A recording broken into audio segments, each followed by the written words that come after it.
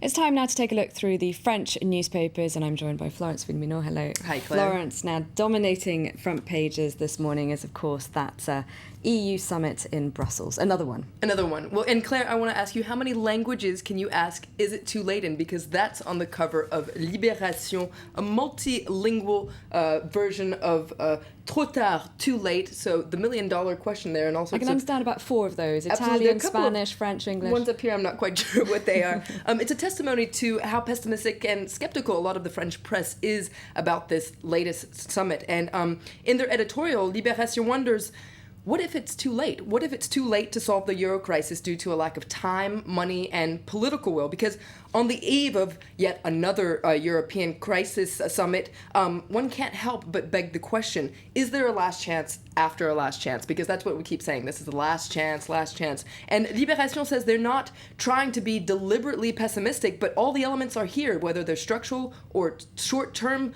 elements that are going to possibly make this summit quite explosive. Libération says that a solution could be possible, but it doesn't see the various countries bridging the widening gap between them. And it seems, according to Libération, that a lot of European leaders, including Angela Merkel, are betting on the Eurozone breaking up and on a hard core emerging where there would be where they would share their monetary and sovereignty. Now, Angela Merkel was in Paris yesterday meeting with François Hollande, and it seems that that's fueling the pessimism because not much came out of that. That's right. It's on the cover of 20 Minutes. It says that Hollande and Merkel disagree ahead of the Brussels summit. Hollande is for promoting growth, whereas Merkel is for more budget control. And there's a photo there of very serious and somewhat solemn-looking Hollande and Merkel. Les Echos, the Business Daily, also says there was tension ahead of this summit. They say that Merkel refuses France's easy solutions. According to the business paper, there's a lack of trust between Berlin and Paris, and this leads Les Echos to wonder in their editorial whether Europe is on the road to failure. So, as I was saying, the French press is very pessimistic. According to Les Echos, this latest summit is useless because all EU countries, from France to Germany to Italy, are digging in their heels. And according to the paper, in the last couple of days, the European negotiation table has turned into a battlefield, offering what it calls a pitiful show for Europe's 500 million citizens.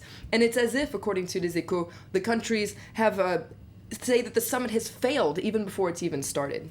There is a touch of optimism in the press, though, isn't there? That's right. Le Figaro seems to be seeing the glass half full.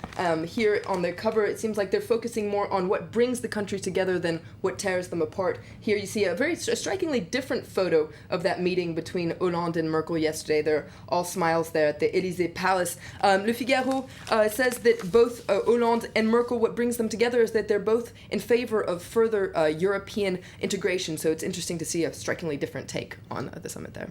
And Le Monde is also a little bit more optimistic than some of the other papers. That's right. In their editorial, they say that unlike other last chance summits, for the first time, a plan is being put forward on the table that isn't just a band-aid solution. According to Le Monde, there's the beginning of a broader solution because according to Le Monde, it's sketching out the beginning of a budget and banking union. And according to Le Monde, this is the right direction to go in. Le Monde calls on both Berlin and France to make compromises because, according to Le Monde, both of them have responsibility in making this work and getting out of what they call this deadly status quo.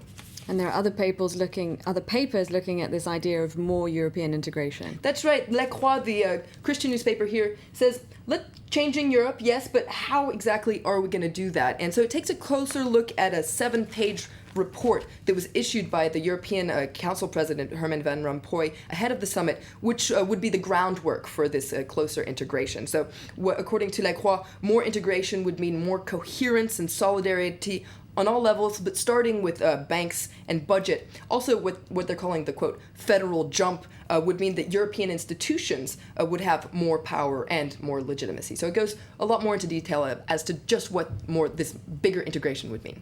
All right, thank you very much, Florence, for running us through the French newspapers.